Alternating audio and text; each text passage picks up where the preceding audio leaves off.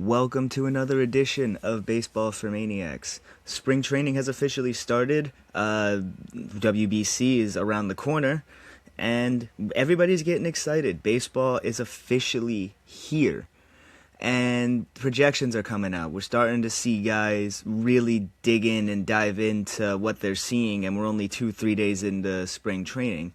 We've seen some really good performances so far. We've seen some guys come out and be like, well, what are we doing with him here? Specifically today, though, I'm going to talk about the New York Yankees, and I'm going to talk about why I truly don't believe there's anything to be excited about in the Bronx this upcoming baseball season. I guess my main reason to go about it is that obviously the Yankees had a really good season last year. They had 94 wins even without Garrett Cole for a majority of the year. He's not expected to be back until late May, maybe early June, but he's been pitching a little bit. He's been throwing. He topped out at 97 so far, so I mean, that's cool. If that's what you're going to be averaging out at after Tommy John, that's pretty sick. But we're going to have to see how he performs afterwards.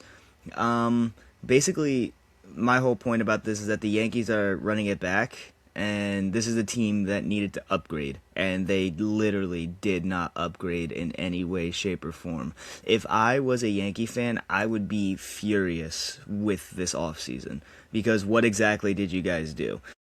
Owen and I have gone back and forth about the qualifying offer for Trent Grisham. That may be one of the worst decisions in baseball, depending on how he plays. And I'm not that high on Trent Grisham anymore. He was good when he was in San Diego. I don't really know what else to be high about when it comes to Trent Grisham. He's just always kind of been that okay average bat to have. He's not really going to light up a radar gun with throwing guys out from the outfield. He's not going to light up a radar gun with exit velocity. He's not going to do any of that. And a $22 million qualifying offer for Trent Grisham, that was one of the worst decisions that Brian Cashman possibly could have made, besides only getting Cody Bellinger back. Now again, I like Cody Bellinger as a player. He has the potential to come back and be the Cody Bellinger that we saw in the MVP race with Christian Yelich.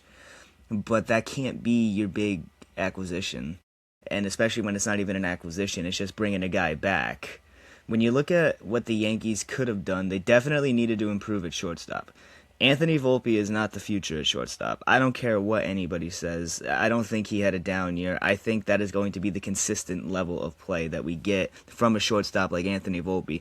And if I'm the Yankees, if I'm a Yankee fan, how much more of this stuff are we going to see before you just call up George Lombard? I like Lombard as a prospect better than I like Volpe as a player in general. Why not take the risk and see if this guy that you have in your organization can come up and be better than the person you already have in that position? When Volpe is kind of just eating at bats away, this is not a good MLB shortstop. The Yankees need new leadership at shortstop. They haven't had a leader at shortstop since the captain left. It's always been a rotating, revolving door. And yeah, that's obviously a huge hole to fill. It's not that big. It's a huge hole to fill when you're replacing a guy who's got that much aura and that much legacy on a team. Especially at the shortstop position, it's almost impossible to do. Anthony Volpe came in with all the expectations in the world. He was a New Jersey kid, local Yankee fan growing up, always wanted to be a Yankee. He had the spotlight on him immediately. And if he wasn't going to perform like Jeter, then he wasn't going to get the love that he may have worked so hard for. And it's just kind of showing that you can't put these expectations on these kids before you get them under a major league spotlight. Volpe is a victim of that. I don't think Volpe is a bad player. I just don't think he's supposed to be at that Derek Jeter level. He's not going to be. And Yankee fans need to stop acting like he's going to end up there, because all this added pressure, all this added stuff, we already know what the mental side of things can do to a player.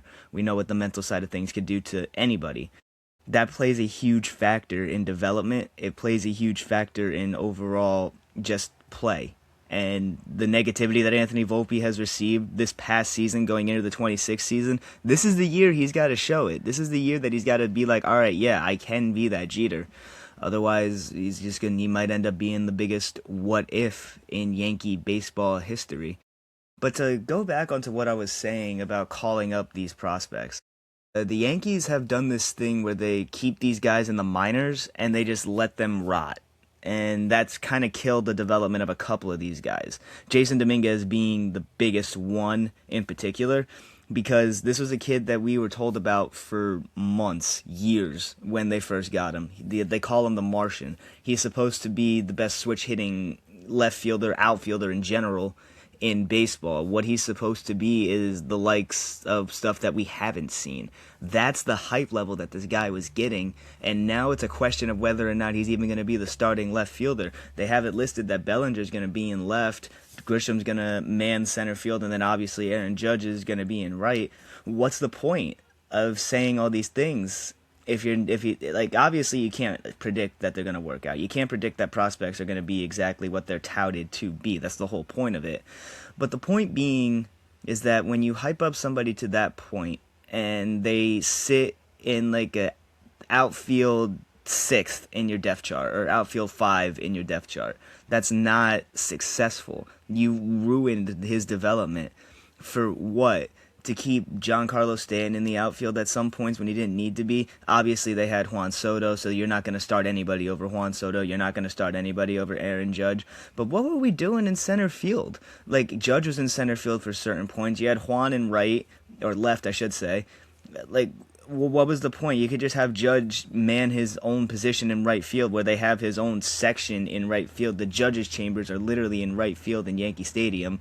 He has to be out there. I understand he's a great outfielder, but keep him in right field. That whole thing is just really, really cool. Jason Dominguez should have slotted into that outfield in between Judge and Soto. I can't fathom why you wouldn't want to go have a prospect learn from two of the best hitters in baseball, continue to grow as a player. His defense may have suffered a little bit from learning from a guy like Soto, but, you got to give these guys a shot. You can't just let these guys dwindle in the minors. They're doing it right now with Spencer Jones. If I'm the Yankees, you should move some of these prospects, Spencer Jones, George Lombard, if you're not going to do anything with them, because it's kind of seen that they're not doing anything. Lombard might not be ready, but Jones, on the other hand, Spencer Jones could come up and make an immediate impact on a Major League Baseball team. See, his size alone is ridiculous. He's built like Aaron Judge. He's got a much heavier swing than Aaron Judge does, so the ball's going to go maybe even further if he makes complete barrel on it. He has potential to be special. But the Yankees are doing that thing where they're log jamming the outfield, and they're choosing Trent Grisham over a top prospect like Spencer Jones. You got to take chances on these guys. The Yankees will be successful if they take chances on these young guys. You can't expect them to work out all the time, obviously, but we've seen Trent Grisham be inconsistent. We've seen Giancarlo Stanton go into ruts. We've seen Jose Caballero, who's apparently going to be the starting shortstop in some capacity. If you're going to platoon a shortstop, don't let it be Jose Caballero. Call up Lombard. Let Caballero be the guy that comes in and gets the stolen bases. You got to trust your prospects. But the main thing with this Yankees team right now, they have a lot of talk about not a lot of talk, but there should be a lot more talk about this starting rotation. Because 1 year without Rodon, I've made my opinion very clear on Rodon. That's not too much of a miss there. But you're also without Garrett Cole until June. Now, Max Fried had a fantastic 2025 season. He didn't finish higher than Garrett Crochet in Cy Young votes, but he had a fantastic 2025 season. He was one of the ERA leaders throughout the entire year. I'm pretty sure he had 20 wins. He was the ace last year, and he's going to be the number one guy going into the season. But looking at the guys behind him, I'm not too excited if I'm a Yankee fan. Cam Schlittler had a really good wild card game. Cool. Yeah. He's supposed to be the number 2 guy coming into the season. Again, sure. He's got to grow. He could be somebody that could take over and be that ace role. I don't want him to. But, again, if that's the guy you're relying on for it, they're taking chances in pitching, which again they have to. But when you look at the guys who are out there and even like trade rumors or free agents, they didn't make a move on Cease, they didn't make a move on Fromber. Everybody's been in talks for Skubal, but nobody's really made any sort of consistent action to try to get him. They've made no move in trying to get a guy like Joe Ryan. Freddie Peralta's in the other side of New York now. They had chances to go and improve the starting rotation, but they're fine with Cam Schlittler, Will Warren, Ryan Weathers, and Luis Hill as their four behind Max Fried. Now, I don't have a problem with Lou Gill. He's good. He had a really, really good rookie year. He could bounce back and be mid 3 ERA kind of guy, get him 12 wins. That's what they need from Lou Gill. Where I don't like it is how Ryan Weathers is supposed to come in here and not save the rotation here. He's not going to do that. Ryan Weathers is not a good acquisition for the offseason. If I was getting shit all over the place for the Red Sox getting Sonny Gray, then the Yankees need to get the exact same level for acquiring Ryan Weathers. Now, in the grand scheme of things, you did fleece Miami in the deal. You didn't really give up anything, but what are you getting in return? It's a high-velocity fastball that sits at a 4 ERA. He's not going to come in here and be the savior of this rotation. Not high on. I never have been high on Ryan Weathers. He's a hard-throwing lefty. We see a bunch of those now. Aroldis Chapman out of the bullpen. I could go on with Tarek Skubal, Garrett Crochet, just to name a couple hard-throwing lefties here. Again, the Yankees' bullpen is probably going to be a huge factor for them. They need Paul Blackburn to bounce back. They need Camilo Duvall to bounce back. And they need David Bednar to be the Pittsburgh David Bednar. If he's closing games out, that's fine. He's amazing. David Bednar, he did fall off a little bit, but, he's still a great pitcher. If he can go back to being what he was before he got moved, then the Yankees really might be scary. But I'll get back into why I won't think they will be in a second. Camilo Duvall is probably one of the biggest hit-or-miss guys in the world. He's either on or he's not. And the Yankees got to hope that he's on more often than he's not, because when he's effective, he's one of the best relievers in the game. He didn't pitch well at all last year. The three guys that they got, Paul Blackburn, David Bednar, and Camilo Duvall, all effectively almost ruined the Yankees' season, because they were supposed to be the first place team. They were supposed to be the 1 seed, and then again they had to go and play the Red Sox in the wild card game. That this stuff happens, so they just have to hope that it doesn't happen again. But hope only gets you so far. And then Ryan Yarbrough is going to be very interesting for them. I think he was really good when he was in Tampa Bay. He's always just kind of been an innings eater kind of guy. He could be an opener. He could be some guy to come in after an opener, get a guy in there for 2 innings. He could rattle off 4 if he's pitching a good game. So that could be an interesting one going into it. But the Yankees are without Clark Schmidt. They're without Carlos Rodon. They're without Garrett Cole. They aren't in a position to call up anybody pitching-wise. They aren't in a position... Well, they are in a position to make moves, but for whatever reason, they're not doing it. I'm very perplexed by it, because we've seen a couple of these guys make moves. I've been very vocal on how the Red Sox haven't really done anything this entire offseason, but even then, we were pretty much best friends with St. Louis getting Contreras, getting Gray, being in talks for Brandon Donovan before he got moved. Basically, the point I'm trying to make in this entire video is that the Yankee fans deserve better. Yankee fans truly deserve better. When you sit with an organization that's supposed to be as prestigious as the Yankees, that's supposed to be a money spender that the Yankees are, when the only real big free agent acquisition that you can go out there and get is not even a free agent acquisition, it's a trade. The only one you can go get is Ryan Weathers. That is not a successful offseason. When the only thing you could do in terms of keeping the team as it is was bringing back Cody Bellinger, that is not a good offseason. It's a failure. You didn't improve your team. You're coming back with the exact same team. Yes, the team had 94 wins last year, but where did those 94 wins get you? Kicked out of the playoffs in the DS. The Blue Jays went out and improved and got better. The Dodgers went out and got better. You may say what you want about the Phillies, but they went out and improved their starters, and they didn't really improve anything with the lineup, but they did everything that they could to go out and get better.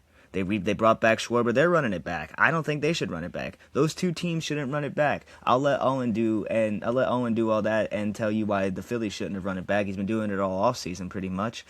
But the Yankees didn't need to run it back. The Yankees needed to go out and get a guy like Kyle Tucker. The Yankees needed to go out and sign a guy like Pete Alonso. The Yankees needed to get a guy in that rotation, but they didn't. Now, A couple of years ago, we saw like this misfit group of guys come in for the Yankees and perform. I call out Mike Talkman a lot when I think about that team because that's just probably the most random baseball player that I could think of, and he was a really good player on that Yankee team. They're not going to get that this year. There's no one's hurt. It's the same team. It's the exact same team. And they lost. That team lost. So I don't see what the mindset is going into the 26th season. If you're just expecting Aaron Judge to come out and hit 60 home runs again, sure. That's almost expected at this point. It's crazy to say that that's expected at this point, but if Aaron Judge doesn't hit 55 home runs, it's almost a down season. So you can expect that all you want, but it's not going to get you 94 wins again. I don't think this Yankee team is going to win more than 86. I said 81 in my AL, like the AL prediction video early on, but I was just blowing smoke out of my ass at that point. But looking at it and seeing this roster, seeing what they're working with going into the season, and how they're not going to get a couple of these players back until almost the All-Star break, they're not going to be that great. They're going to be a fourth place team. They're not going to make the playoffs.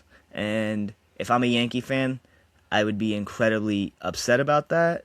And for any Yankee fan watching this, I apologize that you're going to have to watch this going into the 26th season. For your sanity, I hope I'm wrong. For the Red Sox, I hope I'm right. For your sanity, I hope that I'm wrong. But I don't think that I am. This Yankee team is going to disappoint a lot of fans this year, and I'm going to laugh at it the entire way. Because it's just going to be so fun watching everybody complain about it. We should have went out and got this guy. We should have went out and traded for this guy. Why is this guy still in the lineup? Music to my ears, and I can't wait to hear it. But that's going to do it for this edition of Baseball for Maniacs. Do you think I'm stupid? Do you think I'm right? Is there anything that I missed out on? Just let me know. Leave a comment if I did. Drop a like if you enjoyed. Subscribe if you haven't already. Share this video around to your Yankee buddies or anybody who else who thinks that the Yankees aren't going to do that great. And until the next one, I will see you guys later. Y'all stay safe.